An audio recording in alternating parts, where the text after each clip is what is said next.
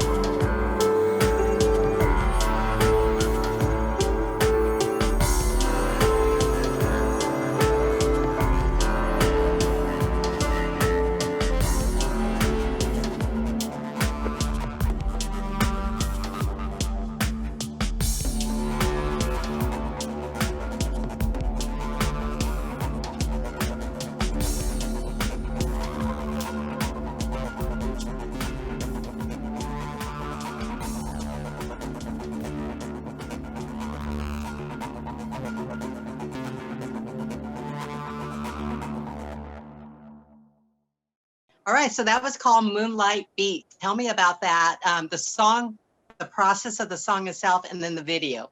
Well, when I was thinking of Moonlight Beat, I was trying to find a way to put a jazz chord over like a melodic bass line.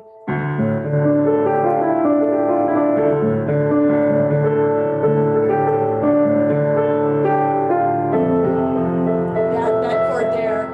And as I did that, I started just daydreaming about being on this alien planet at night with the moonlight shining, and it's just the regolith, so it's, you know, something like Mars. And what would it be like, all these weird creatures, and the sound waves would be a little bit different because the atmosphere is different. And I just had this picture in my mind of this alien planet, and that's what came out with Moonlight Beat. I never would have thought of you doing EDM to start with. So let's go back to that. How did that all get going for you? Well, when you take the melodic pieces and you start thinking about the rhythm pieces, that's where the electronica comes in. So the other instrument that I play is the computer. And, you know, there's thousands of sounds that you can program and develop with a computer. You can take a sound wave and you can make it be any way that you want. And the EDM is really based on really hardcore, big sounding drums, and everything about Star Goes Nova is epic because our lives are epic. We as people, I mean, we're living our lives. We kind of feel sometimes like we're in our own universe, but to us, everything we feel is really meaningful, and it's epic, and it should be epic. And so I wanted those drums to be big and epic, and the songs to be very symphonic and big. So that's kind of how the whole concept came about. Now, I remember one of the first conversations we had a few months ago about this project, that you were saying that there's so many different layers that you may not pick up when you hear it on the radio, that if you had like a really good sound system, that it would just like blow you away how many different layers there are. That's true. And in fact, I offer a download at 96K, which will play on most laptops, and you can hear a little bit more. But if you have a high resolution sound system, it's really fantastic. But when you hear different layers, there's this whole sonic landscape all the way from what you feel. You can't really hear it, but you feel it, all the way up to being very high. And EDM tries to take advantage of all of that and fill up that whole space. So the high res that you listen to, if you could just come into the studio with me when I do a playback on 96K on those studio systems, I mean, it's awesome. And then at a rave, when you have just like Stonehenge speakers around you, and you know, you're spinning that song, and it's in high res, and it's just echoing across, you know, the whole, you know, warehouse or room or wherever you are. It's really fantastic. You can get the same feeling if you listen to it in headphones. So if you're going to listen to EDM, and especially my music, because I have layers and layers. I have sometimes 5 drum sets and 3 choirs and 4 string sections, and they're all doing little things. And if you hear headphones, you'll start hearing the sonic landscape. Right. Now, EDM stands for electronic dance media. And this is not something that's brand new on the scene, is it? No, it's been around for a long time in different forms. I guess you could say its start is probably even before the 80s. But I think the electronica part of it, since it has advanced so much recently, it's kind of taken on a new form. In fact, we had a couple of dubstep artists in the Grammy nominations. Bauer was one of the Grammy nominees this year.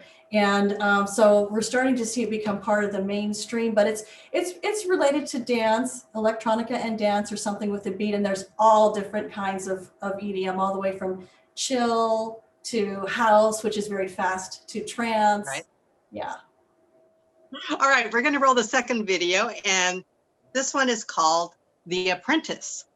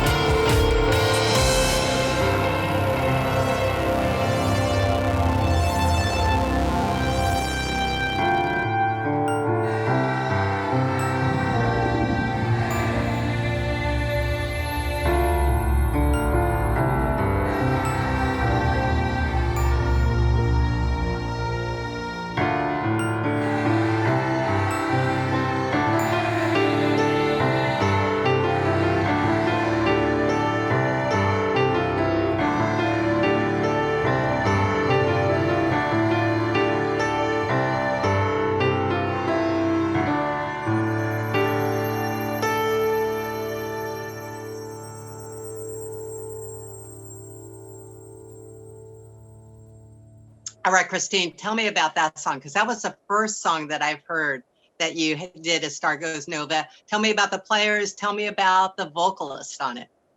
Yeah, so that is one of the first Star Goes Nova release, and that is none other than Karen Eden, the fantastic Right. vocalist Karen Eden. And the song itself is about it's about a person who thinks he'll do anything, even the darkest deeds, to find what the magic is, how to be powerful, how to be a wizard. He wants to be a wizard so bad. And he meets the wizard, and the wizard tells him, you have to find the magic within yourself. And I kind of thought in a way, it's kind of like a Disney story. And then I started thinking, well, I know a Disney singer, Karen Eden, and what better person to have than someone whose voice is recognizable, singing about magic and about a wizard and about an apprentice. And she worked with me on the song, and it just came. I think we did it in a couple of hours, and it was wonderful to work with her. And it's just beautiful, beautiful voice. Yeah, it came out. It's just remarkable. I love the song. You did such great work on that one. Congratulations. So tell me about your creative process in doing this EDM. Do you just sit down at the piano? Do you hear it in your head first? Do you go to the drums first? Or is it different for every single one? I start with the piano. So like, for instance, the song I'm working on now, it's called Sunrise on Mars. So I have an idea.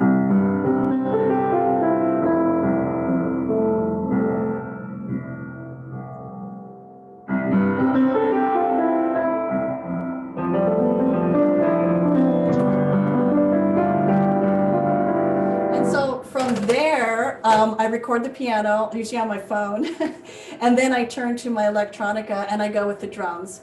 So I can never find one drum, so I usually end up with 5 drums. Sometimes I'll have a live drummer. I always like to have a live drums also within the whole percussion range. So you'll have your live drum, and then you'll have your sub kick drum going on underneath. And sometimes we do what's called an 808, which is a throwback to the 80s, but it's basically this big dub sound with a sharp kick in it.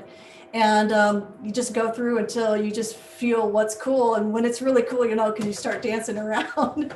And right. Then put the two together, and then I'll start thinking of my sonic landscape. Okay, now I want my highs, and usually I want something really high. It would be bells or sprinkles or some weird instrument or some spacey sound. I like to put sonifications in my music, and those are Hubble telescope recordings of sound waves of galaxies, and then they're raised a couple of octaves. Sometimes there's a line to them. And I have one song called City of Angels that has the Falcon. I had a friend who was at the launch a couple months ago and recorded it. So I have the rocket in the song. So I like to incorporate a lot of the, high tech stuff of the space, industry and what we're doing in space. And you said that you have live drums? Yes, I have live drums often in the song, and live percussion, cymbals, shakers, cowbell. And who's behind the scene on that? Sometimes I work with John Lax. He's done some things. John Baffa, my husband, has done some things. And has this all been remotely done? Like everyone's in their own place, or how is that working out? It's remote, which is kind of weird.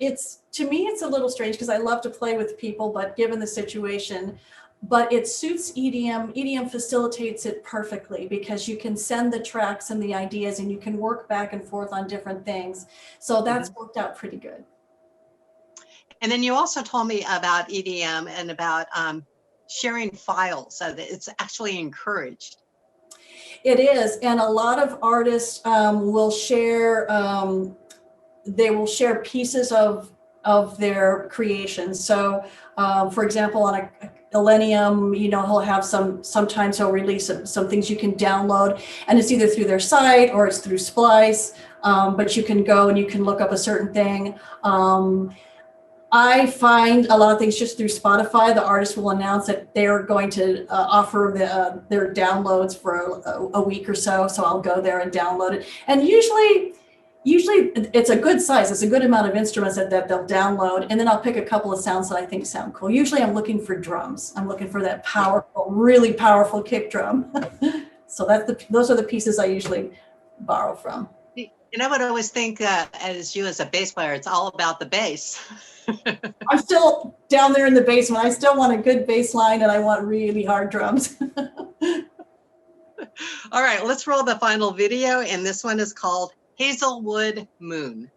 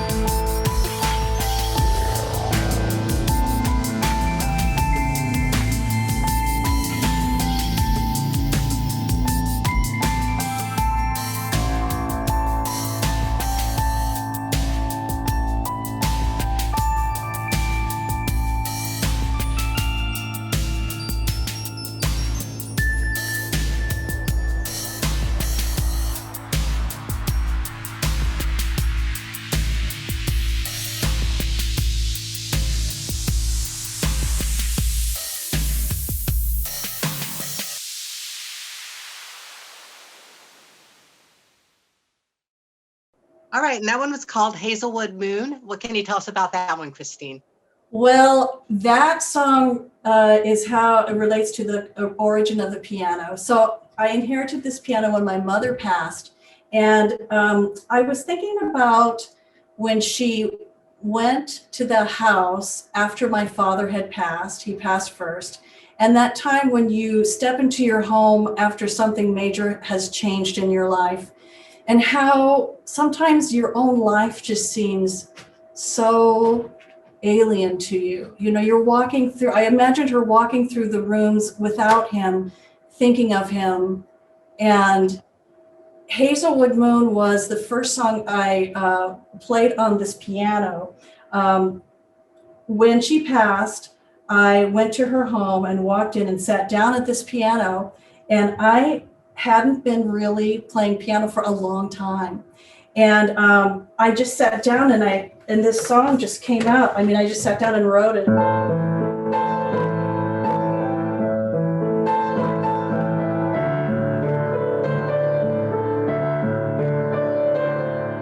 So that was the first thing I played on this piano. And yeah, and I just started thinking about, I needed a singer that was kind of, I was thinking of Johnny Cash, you know, just that hearkening back to the sound that you know, the sound of a singer that you know. And Fuse Henry from Hard Six, Fuse was the perfect vocalist. And I sent him the song and he said, oh yeah, I've got it. And he sent me back some ideas, and I was like, oh man, it's just ghostly, and it's Fuse, and it's just, you know, you can tell that rockabilly background was there, but it's like this sad but kind of dreamy thing. And it came out, I was really happy with it. It came out really good. So Christine, tell us how people can find out more about your project. You can go to the website. It's Star Goes Nova, all one word, stargoesnova.com. I'm also on Instagram and Facebook, Star Goes Nova on Facebook, on Twitter, at Star Goes Nova, all one word. And happy to have visitors come. I have a download. If you want to get downloads, they're free, high-res downloads. I've got a couple songs out there you can check out. Happy to have you come there. That's remarkable. Christine, I love you so much. Thanks so much for being here with us. Thank you. Is there anything else you'd like to add? Just try to be the light in someone's darkness. Bring meaning to someone's life. Thank you so much. On behalf of Christine Law, our producer Michelle Hoover, GWC Productions, our Ventura TV, and VenturaRocks.com, I'm Pam Baumgartner. Thanks for joining us, and we hope to see you next time.